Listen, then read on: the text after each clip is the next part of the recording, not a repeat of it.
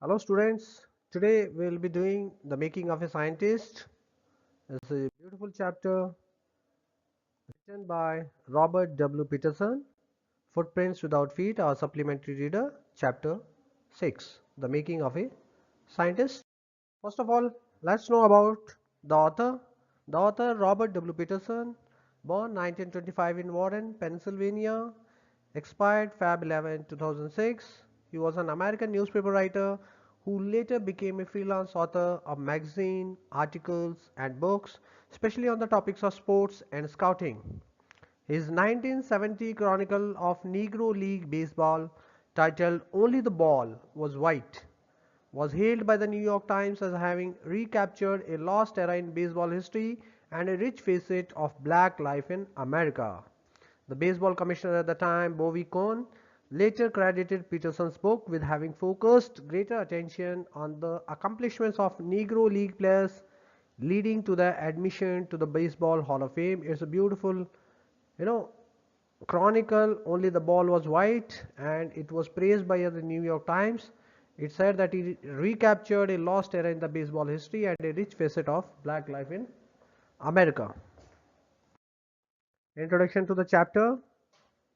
The chapter, The Making of a Scientist, is a biographical sketch of a renowned scientist, Richard H. E. Bright, who excelled in his research on butterflies. He did a beautiful, he did a lot of excellent researches on butterflies. His work on the hormones from the spots of on a monarch pupa and his resultant findings about the chemical structure of the hormones came out as an answer to one of biology's major puzzles. So there is a butterfly, it's called a monarch butterfly, and he did some work on the hormones. It has some spots on its body, and those spots, the resultant findings about those spots, the chemical structure of the hormones, that solved one of biology's major puzzles. So that's about the introduction of the chapter. Now we'll go ahead with the summary. The Making of a Scientist is a story about the leading scientist Richard E. Bright. He was a curious child. Curious means inquisitive, somebody who is eager to learn, is eager to know. From the beginning years of his life, he had started collecting butterflies in his childhood, and by the time he is in second grade, second standard, second class, he had already gathered all the 25 species found in his hometown. In his hometown, there were almost 25 species of butterflies which were to be found, and by the he came in second grade. By the time he was in second grade, he had collected all those, he had gathered all those. Also, he collected coins, fossils, and rocks. One day his mother gave him a book named The Travel of Monarch X. Now let's remember the name of the book, The Travel of Monarch X. X can be read as X, or it can be read as Roman numeral 10. The Travel of Monarch 10. Okay, maybe it is a 10th edition. We are not very sure about it. So his mother gave him this book, and this book becomes a turning point in his life. This book has been a turning point in life and introduced him to the world of science. He was introduced to new world. He experienced the real science in country science fair, and moreover he understood that to win something he needs to do something extraordinary. That means he experienced the real science, what exactly science is, not just theoretical practical knowledge of it, in the country science fair where he went. He did not win for the first time, but for the second time he went and he won it. Later, for his 8th grade, he selected the assignment of finding the cause of viral sickness that killed almost all the monarch caterpillars every year. So there was some viral sickness which was killing almost all the monarch caterpillars which were found in that area every year. So he selected that assignment of finding what is the cause, why are they dying, what is the sickness all about. He thought that the cause for this could be a beetle. So he rose caterpillars with the presence of beetles. However, he was wrong. Whatever hypothesis he had done, it proved to be wrong in the end. Next year, his project for the science fair was testing the theory that viceroy butterflies copy monarchs. Then there is another species, the viceroy butterfly. They are copying the monarch butterfly. This was a kind of hypothesis. So he was testing the theory. His project got the first prize in geology division and third in country science fair. So that is how he won that prize. In his second year of high school, Richard E. Bright research led to his discovery of an unknown insect hormone, which led to his new theory on the lives of cells. He tried to find the purpose of tiny golden spots on the back of monarch pupa. This project won first place in a country science fair and a chance to work in Walter Reed Army Institute of Research. It's a famous institute, Walter Reed Army Institute. In his second year of the high school, what he did is he discovered of an unknown insect hormone which was not yet known, that hormone. And this hormone, what it did was it led to a new theory on the lives of cells. What is the how the lives of the cells is dependent on this hormone. And he tried to find what is the aim, purpose of these tiny golden spots on the back of the monarch pupa is has some tiny golden spots. And what is the purpose? They are not just for design purpose, they carry some specific purpose. So this project won him a first place. As a high school student, he continued his advanced experiment and finally was able to identify hormones chemical structure. One day while looking at the X-ray photos of the hormone, he got the idea of his new theory that tells cells can read the blueprints of his DNA. When he was in high school, as a high school student, he continued whatever experiments he was doing, and ultimately he could identify the hormones and the chemical structures of that particular hormone. And one day he was looking at those X-ray photos of the hormone, and then he got a new idea stuck to him, and his new theory came, and which says that cells can read the blueprints of its DNA. DNA, we must have already heard, whenever there is a crime, they go for a DNA testing. Ebright and his roommate constructed the plastic model of a molecule to illustrate the working of DNA. It was a big leap forward and got published in a magazine. He graduated from Harvard with the highest of honors. He has other interests also like public speaking, debate, and is also a canoeist. What is a canoeist? C-A-N-O-E, canoe. A canoe, like you must have seen, there are boats, very sleek boats, okay, and one people or two people they do the canoeing. So he was also a very good canoeist along with a public speaker, a debate person, and an outdoor person, somebody who loved to be outdoors. Also he was competitive but in a good sense and always want to do his best. He actually wanted to do his best always. Moreover, he possesses all the traits of becoming a good scientist. The theme of the chapter, the central theme is that gifted people are precocious. Okay, Precocious. He says that gifted people, they are precocious. If you see, it is precocious. Okay, it is something like precaution and precocious. It sounds similar, but it is precocious. Precocious is appearing or developing early, right? Precocious flowers appear before the leaves, as in some species of magnolia flower is there. They come early, right? They appear or develop very early. So that is precocious. Okay, gifted people, they have that gift. They understand. They can see things early before anybody else sees those things. When a person attains distinction in life, the roots can be traced in his childhood. We say in Hindi, पूत के पाँव पालने में दिख जाते हैं. Means somebody who's got a talent, who's got a natural talent, his talent cannot be hidden. You can always find it. It can be traced in his childhood. An untiring will to succeed, a curious mind, and a dedicated effort combined to groom an individual into a genius. So what goes into the making of a genius? If it is coming, we say an untiring will to succeed. Very important first thing. You should have a will that you want to succeed. Second thing, a curious mind. And third thing, a dedicated effort combined. All these three things combined to groom an individual into a genius, to make somebody a genius. The author aims at instilling this thought. The author aims at instilling this thought, imbibing, inculcating this thought in the minds of the reader by describing the making of Ebright as a scientist. What is the message that we get?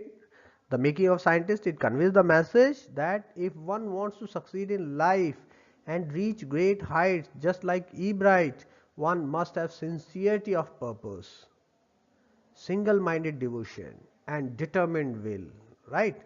Whatever purpose you have, the aim, you should be sincere to that purpose. Your devotion, it should be focused, it should be single minded, and your will, it has to be determined. One needs to put in extraordinary and consistent efforts to achieve great distinctions. If you want to go higher and higher, achieve distinction, the grades. Distinction also, it will like 75% is distinction, then 80%, 85%, 90, 95%. So if you want, then you need to put in extraordinary efforts, consistent efforts. It is not like you put in some extraordinary efforts one day and rest day you said. No, they have to be consistent. In addition, one must be keen to learn and also have driving curiosity to utilize the potential of a bright mind. The desire to work for the right cause, supplemented with a healthy competitive spirit, are added qualities that help a genius to gain recognition. If you want to be recognized, these are the things they need to be done. There is a sub message also in this. There is a sub message in this. An undercurrent, you can say the sub message or undercurrent that runs parallel to the main theme, is the importance of the role of mother in the early stages of an individual's life. How a mother shapes his or her child's future, right? It is the mother whose interest and influence during the formative period of an individual really shape his or her destiny. It is a mother, okay, her interest, her influence during the formative period, during the initial stages, initial periods of an individually, that shapes his or her destiny. E. Bright achieved great heights in his life because his mother was encouraging, cooperative, understanding, loving, caring, helpful, and above all, his closest companion. Being all these things, encouraging, cooperative, understanding, loving, caring, helpful, she was all these things, and the best part was she was his closest companion, if you see. What about the title? No other title could have suited this biographical chapter better than The Making of a Scientist. No other title. And how do we justify it? Throughout the chapter, the author gives details about the stages of Ebrai's growth as a scientist. Making of a scientist means was how he became a scientist. So everywhere it is, there are stages where he has grown as a scientist. His keenness to achieve something great in the field of science and his untiring efforts are the key areas of focus of this chapter. In addition, the author also talks about the qualities that an upcoming successful scientist must have. Thus, the title and the reference is an aptly chosen one. If somebody asks, how do you justify the titles? So that is the way how you justify it. What are the characters? Characters are Ebright and his mother. Then Ebright, we read it. Ebright was a promising child who always uses time well, right? He always uses time well, right? As a little boy, he had nothing to do in hometown reading. R-E-A-D-I-N-G, reading is not that reading, writing. It is a place name. It is his hometown reading. So he started collecting things. He had nothing to do. And first, initially, he was fascinated about the butterflies. So particularly butterflies, he started collecting things. First thing, butterflies. He also collected rocks, fossils, coins, all these things also he collected. Besides, he was an avid astronomer and did stargazing at nights. At night time, he used to gaze at the stars, look at the stars. Determination and hard work marked all his activities throughout his life. He was a brilliant student and always did well in his examinations. He believed in doing his work with single-minded devotion. Ebright's mother was always a guiding influence for him. He learned from his failures which never deterred him. If you will go through the chapter, it will tell that first year he went and he did not win the first prize. But next year he learned from his failure and he did a real work and he won the first prize. So that did not deter him. Failures did not deter him.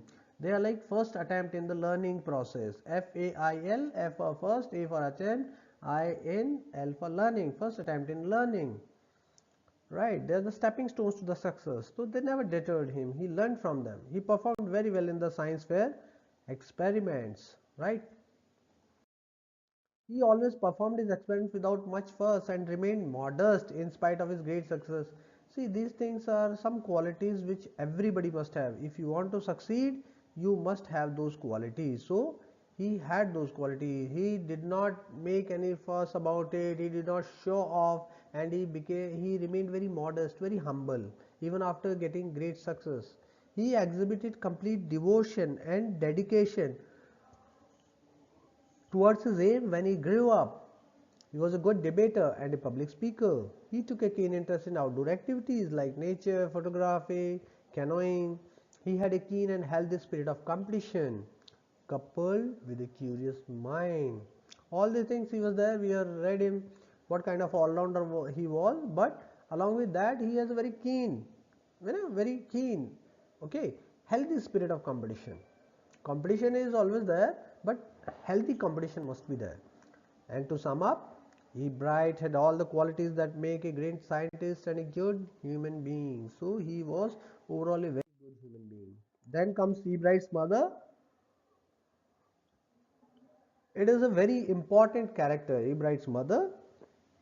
She was an important driving force behind him who laid the foundation of his success. Ebright was her only child, whom she affectionately called Richie.